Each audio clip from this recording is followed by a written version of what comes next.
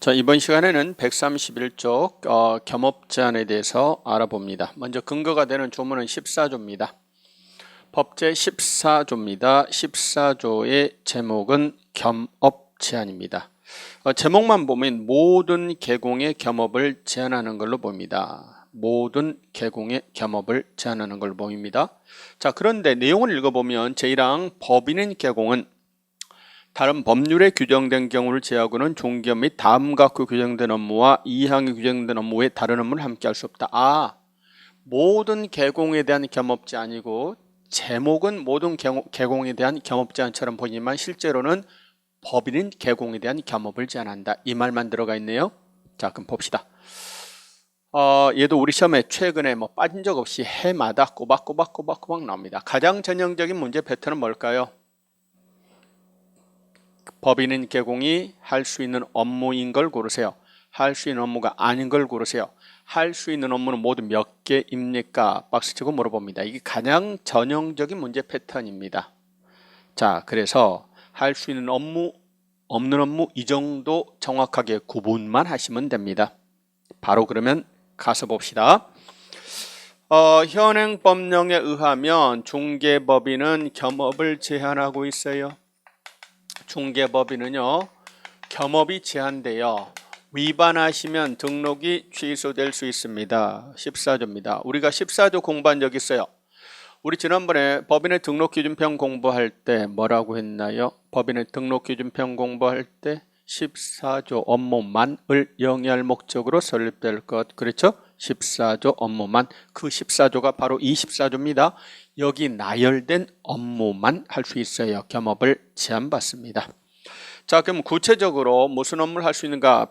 페이지를 넘겨서 큰 글씨를 한번 보도록 하겠습니다. 한 페이지를 더 넘겨볼게요. 134쪽을 먼저 갑니다. 중개법인의 업무 갑니다.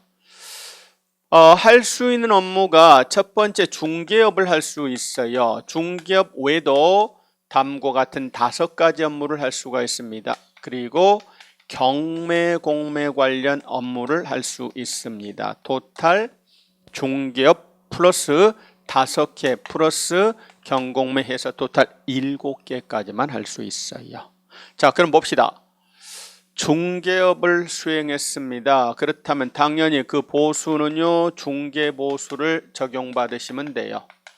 자, 그런데 할 수 있는 업무 몇 가지 더 있는데요.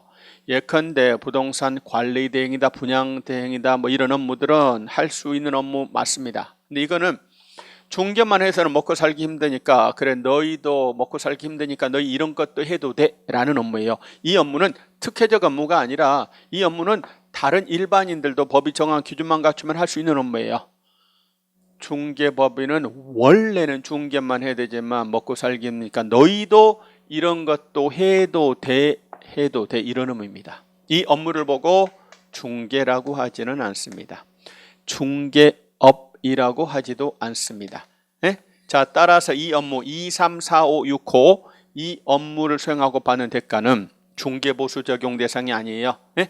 관계법으로 정한 바가 있으면 정한 바를 따르고 정한 바가 없으면 합의로 정한 금액에 따라 보수를 받으실 수 있는 겁니다. 자, 그리고 경공매 부동산에 대해서 권리 분석도 할 수 있고요. 취득알선도 할 수 있어요.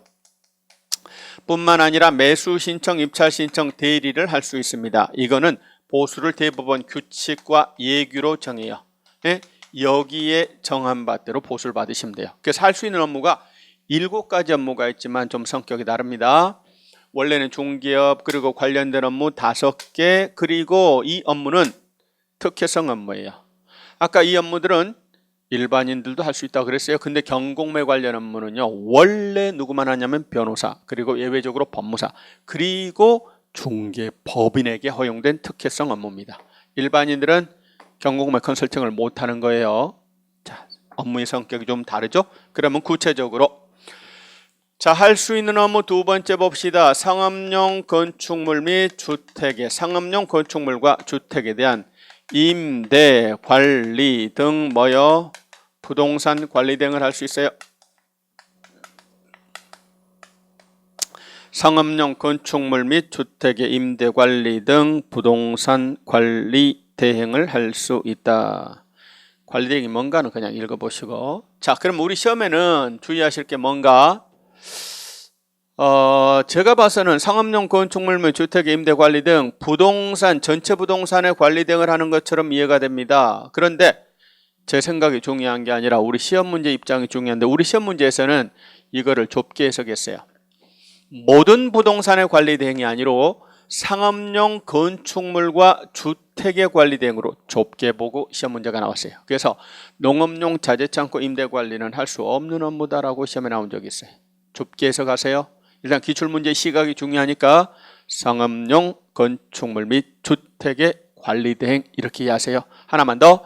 지금 임대업을 한다는 말입니까? 임대 관리를 한다는 이야기입니까? 그렇죠. 임대 관리를 한다는 말이지 직접 임대업을 한다는 말은 아니죠.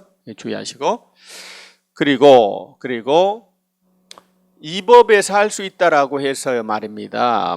무조건 마음대로 한다는 뜻은 아니에요. 이와 관련된 다른 법이 있으면 그 다른 법의 규정을 따라야 됩니다. 예를 들어서 지금 중개법인께서 주택의 관리 대행을 한다라고 해서 1000세대 아파트 관리 대행을 하느냐, 마음대로 하느냐, 그건 아니에요. 그럼 관련된 주택법이나 공동주택 관리령이 정하는 룰과 기준에 따라서 해야 되는 거예요.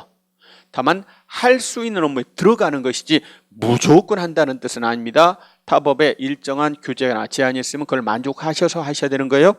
자, 이어서 할 수 있는 업무 뭐 할 수 있다는 이야기예요. 컨설팅, 부동산에 그렇습니다. 이용, 개발, 거래에 관한 상담, 흔히 말하는 컨설팅 할 수 있다 그 말입니다. 근데 여기서는 또 부동산이라고 말했으니까 컨설팅은요 꼭 상업용 건축물 및 주택뿐만 아니라 그렇습니다. 토지 컨설팅도, 공장 컨설팅도, 임야 컨설팅, 농지 컨설팅 얼마든지 할 수 있다 그 말입니다. 오케이. 자, 컨설팅 할 수 있습니다. 컨설팅 할 수 있습니다. 할 수 있는 업무 네 번째 가서 봅니다. 네 번째 뭐 한대요? 개업공인중개사를 대상으로 중개업의 경영기법 및 경영정보 제공을 할 수 있다. 흔히 말하는 부동산, 중개, 프랜차이즈업을 할 수 있다 그 말입니다. 지금 우리 교과서 굉장히 친절하게 프랜차이즈란 뭔가도 설명해주고 컨설팅이란 뭔가도 설명해주고 또 이 관리대행이란 뭔가도 설명해주는데 이런 것 자체는 시험에 나오지는 않아요. 그러니까 이거는 그냥 읽어만 보실 뿐 외우실 필요까지는 없어요. 중요한 거 우리 법조문을 외우시는 거예요. 법조문. 자, 여기서는 뭐가 키워드고 뭐가 시험에 자주 나올까요? 그렇죠. 얘가 한 시험에 제가 보기에 한 4번 5번은 나온 것 같아요. 누구를 대상으로 해야 돼요? 개업공인중개사를 대상으로 해야 돼요. 일반인 대상 아니에요. 합격생 대상 아니에요. 공인중개사 대상 이렇게 말하면 안 돼요. 중개업에 관한 경영기법 및 경영정보 제공이니까 업자가 된 자여야 돼요. 개공을 대상으로 이렇게 놔야 됩니다. 그렇습니다. 또 할 수 있는 업무 뭐 할 수 있나요? 상업용 건축물과 주택에 대해서 뭐 할 수 있다고요? 분양 대행을 할 수 있다라고 되어 있습니다. 마찬가지로 우리 교과서에 보니까 분양 대행에 대해서 블라블라블라블라 엄청 자세하게 써놨습니다. 너무 많아? 딱 줄여줍니다.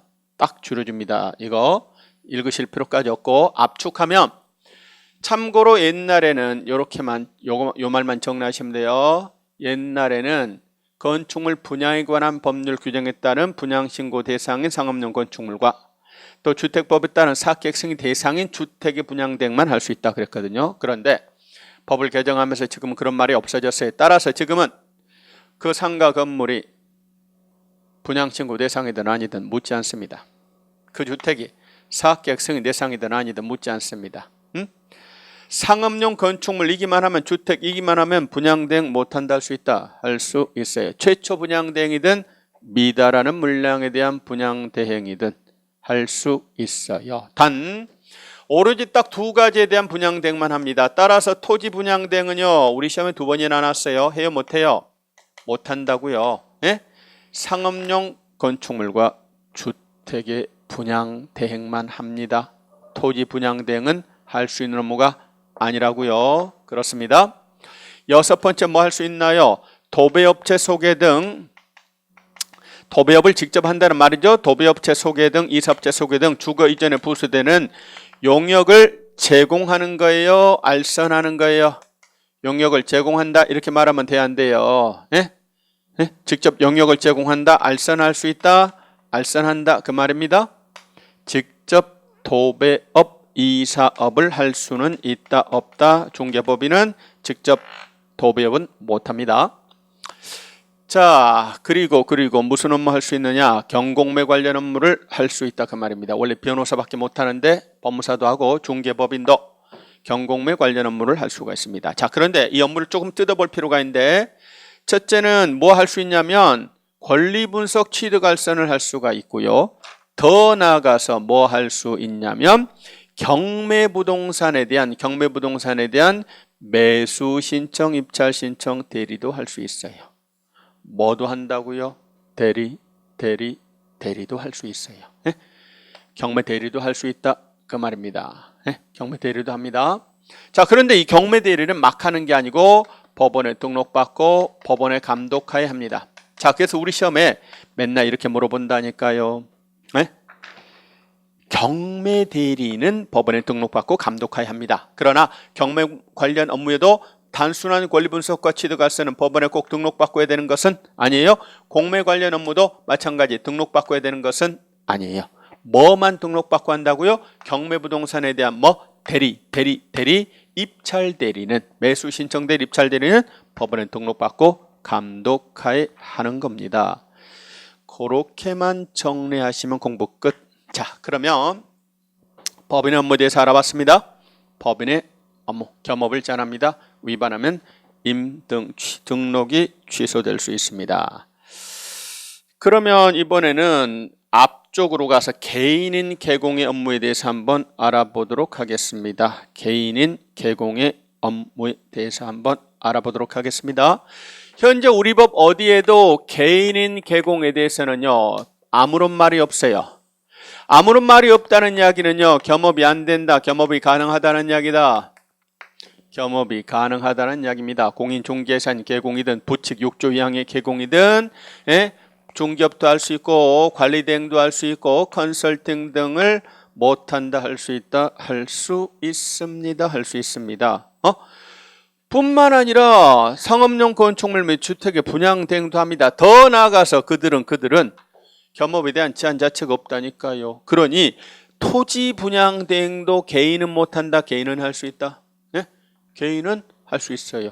아까 중개법인은 상업용 건축물과 주택의 분양 대행만 합니다. 토지 분양 대행 못해요. 그러나 개인은 아무런 말이 없으니까 겸업이 가능해요. 토지 분양 대행도 합니다. 또 중개법인 아까 도배업 못한다 그랬죠. 그런데 개인은요, 도배업도 직접 못한다 할 수 있다.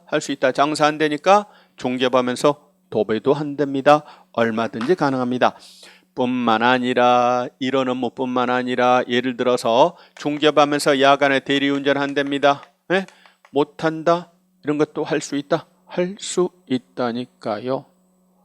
그렇습니다. 겸업에 대한 제한이 없다니까요. 따라서 타법에서 금지하지 않는다면 얼마든지 대리운전도 할 수 있고, 예를 들어서 중개업과 법무사를 같이 하고자 해요. 네?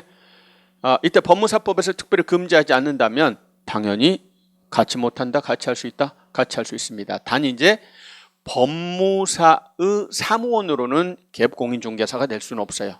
근데 아예 직접 중개업을 하면서 법무사업을 같이 하는 건 특별히 제한이 없어요. 그러니까 같이 할 수 있습니다. 토스 가게도 얼마든지 같이 열어서 할 수 있어요. 단 자기가 자기의 중개업을 주도적으로 수행할 수 있어야 됩니다. 자, 공무원과 중개업은 같이 못하죠. 왜냐하면 공무원법에서 하지 말라고 했으니까 하지 못합니다. 그런데 그게 아니라 회사원이 되고자 합니다. 중개업 하면서 회사원이 되고자 합니다. 우리 법에서 말입니다. 우리 법에서 중개업 하면서 회사원 되지 마라 그런 말 없어요. 따라서 회사원도 못한다 할 수도 있다 할 수도 있어요. 네? 제가 현대자동차 다니면서 중개업을 하고자 합니다. 우리 법에서는 금지하잖아요. 또 그쪽 법에서 금지하다는 얼마든지 같이 할 수 있는 겁니다. 단 자기가 자기 중개업을 주도적으로 수행할 수 있어야 됩니다. 예?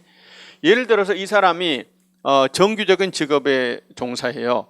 아침 7시 출근해서 저녁 7시 퇴근합니다.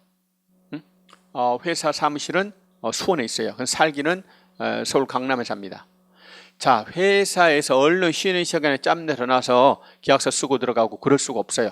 이건 객관적으로 봤을 때 누가 보든지 간에 이 사람은 회사 다니는 셀러리맨이고 사무소는 자기 이름으로 등록은 받았지만 딴 사람이 한다. 이렇게 이해가 되면 이거는 등록증 자격증의 양도대여가 되는 거예요.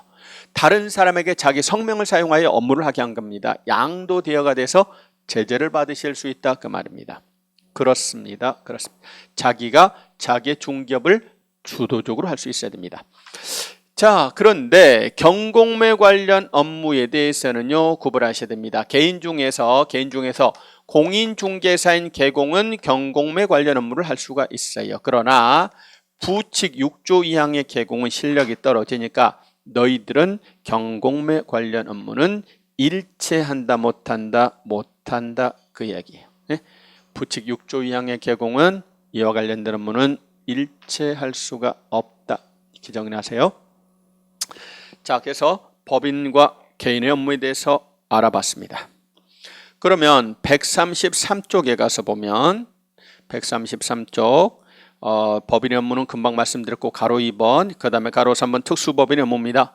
특수법인 예컨대 농협은 농협 본래 고유업과 중기업까지는 허용이 돼요. 그런데 특수법인에게 중기업을 한다는 이유로 이런 업무를 허용하고 있지는 않습니다. 네? 특수법인은 이런 업무는 한다 못한다? 못해요. 본래 당신의 고유업과 중개업까지만 허용이 된다. 이렇게 정리하세요.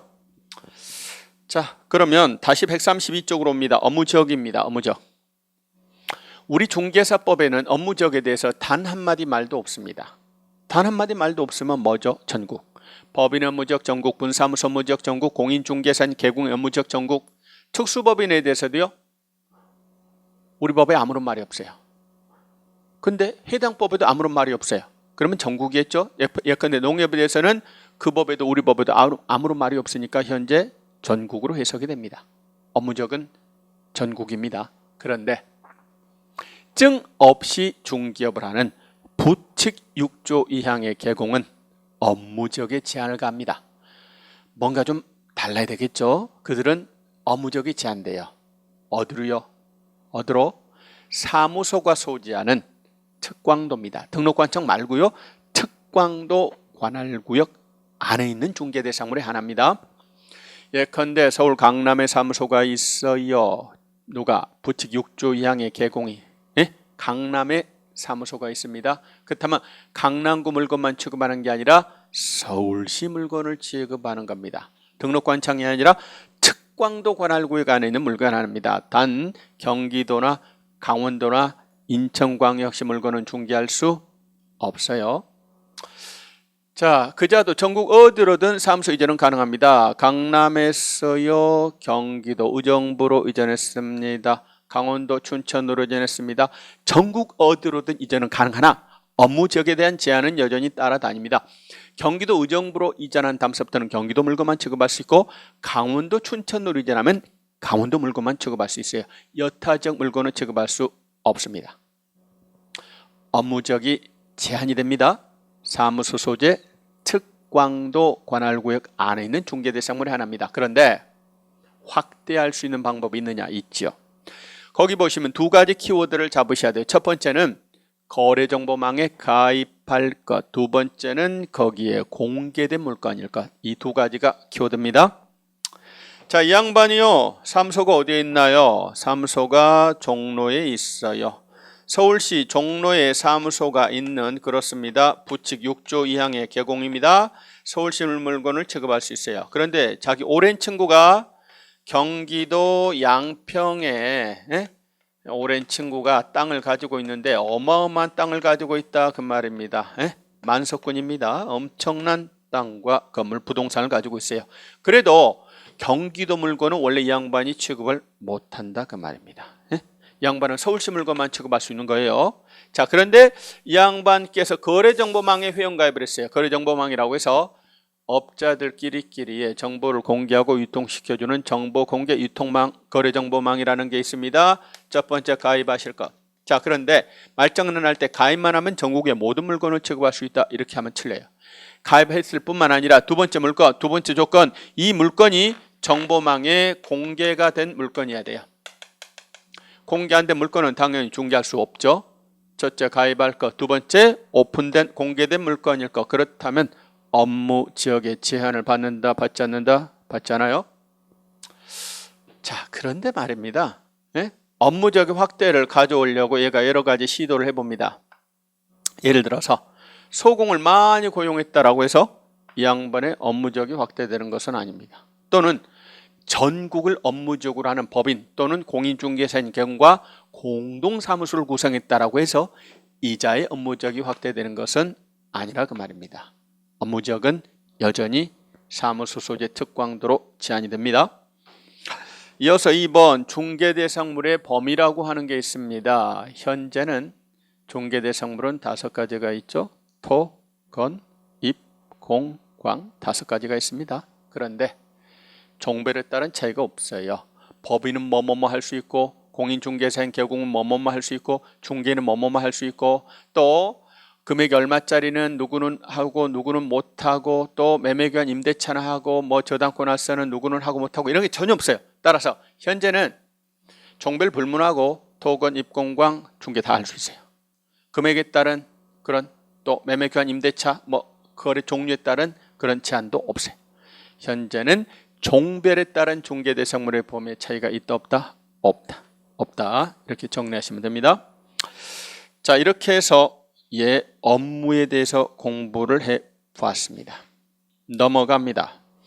138쪽으로 넘어갑니다. 138쪽 고용인의 신고 등이라고 하는 파트가 있죠. 고용인의 신고 등이라는 파트가 있습니다. 138쪽 7절입니다. 7절 고용인의 신고 등 파트 한번 알아봅시다. 뭐 간단하죠. 고용인의 신고 등 파트. 15조입니다. 15조. 조문 한번 읽어보겠습니다. 개공의 고용인의 신고 등입니다. 개공은 소공 또는 보조원을 고용하거나 고용관계가 종료가 되면 국토교통부령이 정하는 바에 따라 등록관청에 신고하셔야 됩니다. 이런 말이 있네요. 자, 이어서 소공이나 보조원의 업무상 행위는 그를 고용한 개공 행위로 봅니다. 자, 그러면 먼저 1항을 한번 볼까요? 제목은 뭐라고 됐나요? 고용인의 신고 등이라고 돼 있어요. 제목은 고용인의 신고 등이라고 돼 있습니다. 그런데 고용인이라면 구체적으로 누구를 말한다 그런 말은 없고 이어지는 조문에는 그냥 소공이나 보조원을 고용하거나 고용관계가 종료되면 신고해야 된다. 근데 법 조문의 제목은 고용인의 신고 등이니까 누구하고 누구를 합쳐서 고용인이라고 한다. 소공과 보조원을 합친 개념이다. 자, 첫 번째 기억하실 거 고용인에는 소공 플러스 보조원. 고용인의 개념에는 소공 플러스 보조원을 합한 개념입니다. 따라서 뭘 주의하셔야 된다? 말장난을 주의하셔야 돼요. 왜요? 지금 소공은 업무를 수행도 하고 보조도 하는 자인데 보조원은 보조밖에 못해요. 그래서 소공은 인장 등록 의무가 있는데 보조는 그런 의무가 없거든요. 또한 소공은 했으면 거래계약서 확인 설명서 서명 날인 의무가 있는데 보조는 그런 의무가 없거든요. 따라서 말을 살짝 비틉니다. 뭐라고 합니까? 모든 고용인은 인장을 등록해야 한다. X. 중개행위한 모든 고용인은 거래계약서 확인 설명서 서명 및 날인해야 된다. X라고요. 고용인 중에서 누구에게만? 소공에게만 부담 지우는 의무입니다. 자, 그러면 봅시다. 다른 멘트가 없으니까 한번 살펴보도록 하겠습니다. 먼저 다른 멘트가 없으면 우리가 상상을 해봅시다. 고용인에 대해서 이 조문 말고 다른 말이 없어. 어째라 이런 말이 없어. 그러면 상상해봅니다. 첫째, 고용인은 꼭 두어야 한다, 둘 수 있다? 둘 수 있는 임의적 사항이다. 응? 그렇죠? 고용인을 어째라 이런 말이 없으니까 둘 수도 있고 안 둘 수도 있습니다. 그리고 숫자에 대해서도 몇 명 두세요. 몇 명 넘어서는 안 돼요. 몇 분의 몇은 뭐 해야 돼? 이런 말 전혀 없죠. 예? 숫자에 대한 제한 없어요. 한 명도 두지 않고서도 중개할 수 있고 수십 명을 두고서도 업을 할 수도 있습니다. 그렇습니다. 특별한 말이 없어요. 이제 나중에 공부하겠습니다만 소공이 되려고 하는 자는 교육을 받으셔야 됩니다. 실무 교육을 받으셔야 돼요. 그리고 보조원이 되려는 자는 직무교육이라는 걸 받으셔야 됩니다. 공이 결격사유에 해당하시면 취직 자체가 된다 안 된다? 취직이 안 돼요. 취직하고 나서 결격사에 빠지면 계속 근무할 수 있다? 잘린다? 잘려야 합니다. 자, 그러면 고용했으면 고용신고하셔야 됩니다. 고용신고는 지금 우리 교과서 몇 페이지에 써져 있냐면 142쪽에 가로 1번에 보시면 거기 써져 있죠. 고용신고는 늦어도 언제까지? 업무 개시 전까지 등록관청에 고용신고하셔야 돼요. 고용했으면 고용신고 업무 개시 전까지. 그런데 그만두셨어요. 또는 제가 잘라버렸어요. 고용관계가 종료되면 종료신고해야 됩니다. 종료신고는 종료일로부터 며칠이네? 10일이내 신고하셔야 됩니다. 고용신고, 종료신고에 관한 이야기입니다. 자, 이때 소공 고용신고할 때 옛날에는 자격증 사본을 했습니다. 지금 그럴 필요 없어요. 그거 안 내드셔도 돼요. 왜냐하면 당신네들이 확인을 못한다, 확인할 수 있다, 확인할 수 있습니다. 그래서 그 소공의 고용신고가 들어가면 소공에 대해서는요, 교부한, 발급한 시도지사에게 자격 확인을 요청하셔야 됩니다. 그러면 그 정도만 정리하시면 되고요. 이제 뭐를 공부할 거냐면 그로 인한 책임 문제에 대해서 공부할 겁니다. 고용인을 잘못 두시면 139쪽에 있는 것처럼 민사 책임 문제 발생할 수 있고요. 다음 페이지 넘겨보시면 형사 책임 그리고 행정상 책임 문제가 발생될 수 있습니다. 민사, 형사, 행정상 책임 요거 잠깐 알아봅시다. 직원을 잘 두셔야 돼요. 엄청난 복이에요. 좋은 직원은 내 수익에도 엄청난 기여를 합니다만 직원을 잘못 두시면 그로 인하여 폐가 망신할 수도 있습니다. 직원을 잘못 두시면 사장님에게는 민사 책임 그리고 형사 책임 그리고 행정상 책임 문제가 발생될 수 있어요. 민사, 형사, 행정상 책임 문제가 발생될 수 있습니다. 자, 먼저 민사 책임부터 봅시다. 갑이라고 하는 자가 있고 A라고 하는 자가 있습니다. 소공입니다. 보조원입니다. 얘가요 고의과 실로 거래당사 B에게 재산상의 손해를 발생을 시켰어요. 사고 쳤습니다. 그렇다면 사고 친 당신은 당연히 불법 행위에 따른 손배 책임을 지는 겁니다. 손배 책임을 지는 거예요. 뿐만 아니라 A는 당연히 책임을 집니다. A뿐만 아니라 사장님 갑도 B에 대해서 책임을 져야 됩니다. 왜냐하면 우리 법에서 뭐라고 하냐면 소공이나 보조원의 업무상행위는 그를 고용한 개공사 갑의 행위로 본다 이렇게 두고 있어요. A의 행위는 누구의 행위다? 갑의 행위로 본다. 이 조문을 만든 취지는 뭐냐? A가 사고 쳤다. B에게 큰 손해 입혔다. B가 당연히 A에게 책임 물었다. 근데 A가 배째라다. 돈 한 푼 없다. 무자력입니다. 나 몰라. 그래서 한 푼도 손해배상을 못 받으셨어요. 이러면 안 되잖아요. 의뢰인을 보호할 필요가 있다. 그래서 누구한테라도 손배 책임을 주장할 수 있게 하자.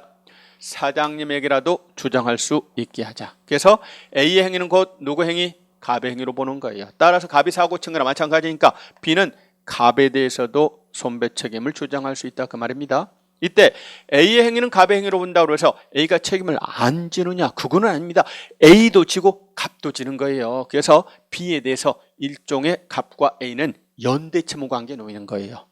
별로 의도하지 않은 연대채무에서 부진정 연대채무 관계에 놓인다 이렇게 말합니다. 자, 다시 A의 모든 행위 아닙니다. 업무상 행위고요. 업무상 행위는 그를 고용한 개공사 갑의 행위로 본다. 추정한다라고 하잖아요. 추정은 아마 그럴 것이라고 추측하는 거고 그렇지 않다는 반대 증거를 제시하면 추정으로 발생된 법률적 효과가 뒤집어지는 게 추정이에요. 근데 여기는 아예 그렇게 간주해버리는 거예요. 법률상 그렇다고 처리해버리는 거예요. A 행위는 갑의 행위로 간주가 되는 겁니다. 자, 따라서 B는 선택적으로 책임을 물을 수도 있고요. 공동으로 책임을 물을 수도 있고 일방에 대해서 전액에 대한 책임을 물을 수도 있습니다. 만약에 갑이 물어줬다면 갑은 A한테 못 받는다, 받아낼 수 있어야 된다. 원래 A가 물어줘야 되는데 사장님 갑이 물어줬어요. 예?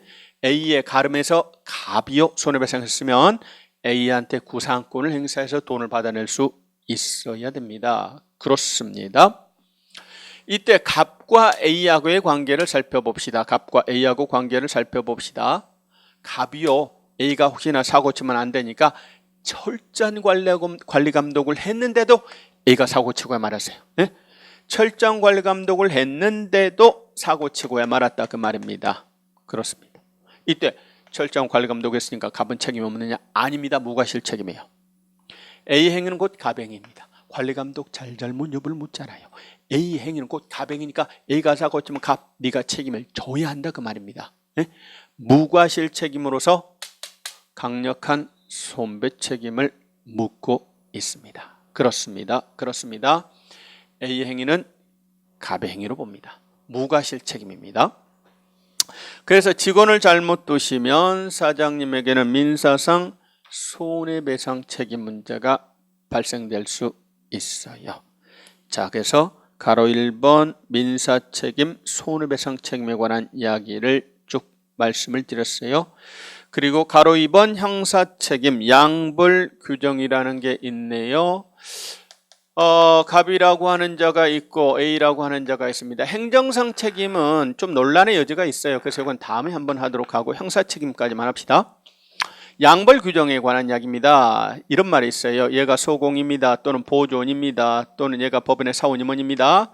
얘가 중기 업무에 관하여 우리법 48조 또는 우리법 49조 48조는 3년 이하 징역 2천만 원 이하 벌금, 49조는 1년 이하 징역 1천만 원 이하 벌금, 형벌 대상 위반 행위를 하셨어요. 그럼 행위자를 처벌합니다. 징역형 또는 벌금형으로 처벌합니다. 뿐만 아니라 사장님에 대해서는 해당 조에 규정된 벌금형에 처한다고요. 네? 해당 조에 규정된 벌금형에 처합니다. 양자 모두에게 형법상의 형벌을 때린다. 뭐 그런 취지예요. 취지는 뭐다? 자, A가 사고 쳤다. 회사 직원이다. 근데 A가 무단으로 비가 오는 날 폐수를 방류했다. A는 처벌했다. 그런데요, A만 처벌하고 회사가 만약에 처벌받지 않으면 이자의 무단 폐수 방류로 회사는 사실상 엄청난 이익을 봐요.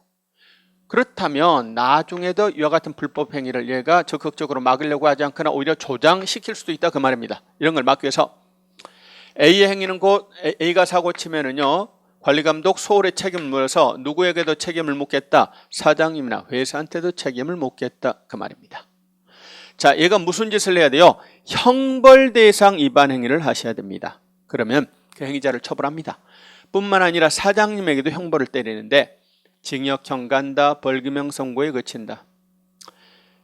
그렇습니다. 얘가 잘못했는데 사장님이 징역 갈 수는 없다. 벌금형 선고에 그친다고요. 벌금은 형벌의 종류 중에 하나죠. 형사책임입니다. 그런데 사장님이 징역 가는 건 아니에요.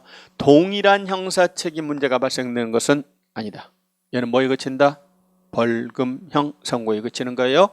얘는 징역 갈 수도 있고 벌금 갈 수도 있습니다. 형벌 대상 위반 행위를 하셔야 돼요. 거짓말할 때 과태료 처분 대상 위반 행위하면 양벌 규정이 적용된다. X. 소공이나 보조는 물론 사원 임원에게도 적용이 되는 겁니다. 사원 임원이 얘 사고 쳐도 양벌 규정은 적용이 되는 겁니다. 벌금형인데 무슨 벌금형이라고요? 해당 조에 규정된 벌금형이에요. 따라서 얘가 3년 이하 징역 2천만 원 이하 벌금짜리 사고 치면 2천만 원 이하 벌금형, 얘가 1년 이하 징역 1천만 원 이하 벌금형 대상이라면 1,000만 원 이하 벌금형이라 그 말입니다. 범위가 그러하다는 뜻이지 선고되는 금액이 같다는 소리는 아닙니다. 그렇습니다. 자, 그런데 양벌 규정으로 얘가 벌금형 선고를 받았는데 벌금 얼마 받았느냐? 300만 원 받았어요. 근데 우리 지난번에 이 법에 위반해 300만 원 이상의 벌금형 선고를 받은 자는 3년간 결격사자라고 공부했는데 양벌 규정에 의한 벌금형 선고는 이 법에 위반한 벌금형 선고로 보지 않아요. 판례가 이 취지는 업자가 나쁜 짓을 해서 300 이상의 벌금형 선고받으면 3년간 퇴출이다 그런 뜻이지 업자 자체가 사고 친 건 아니고 직원이 사고 쳤고 양벌 규정 적용돼서 벌금형을 선고받았는데 이 또한 이 법을 위반한 벌금형 선고로 해석해서 3년간 퇴출시키는 건 너무 가혹하다 이렇게 봤어요. 그래서 법원에서는 양벌 규정에 의한 벌금형 선고는 이 법을 위반한 벌금형 선고 아니에요. 따라서 양벌 규정에서 벌금 300만 원 선고받았어도 이 법을 위반한 벌금형 선고는 아니니까 결격사유자는 아니에요. 등록이 취소되는 건 아닙니다. 그러나 벌금은 내야 되겠죠. 벌금은 내지만 이 법에 위반한 벌금형 선고는 아니므로 결격사유자는 아닙니다. 얘가 사고치면 사장님에게는 민사 형사책임 문제가 발생됩니다. 그런데 반대로 사장님이 사고쳤을 때 직원에게 민사 형사책임 문제는 발생하지 않지요. 반대의 경우는 성립하지 않습니다. 행정상 책임은 좀 논란의 여지가 있어서 다음번에 다루도록 하겠습니다. 자, 그리고 밑에 표 비교 이런 건 나중에 우리가 공부 정리한 다음에 하시면 되죠. 자, 넘어갑니다. 144쪽 인장의 등록은 좀 쉬었다가 다음 시간에 하겠습니다.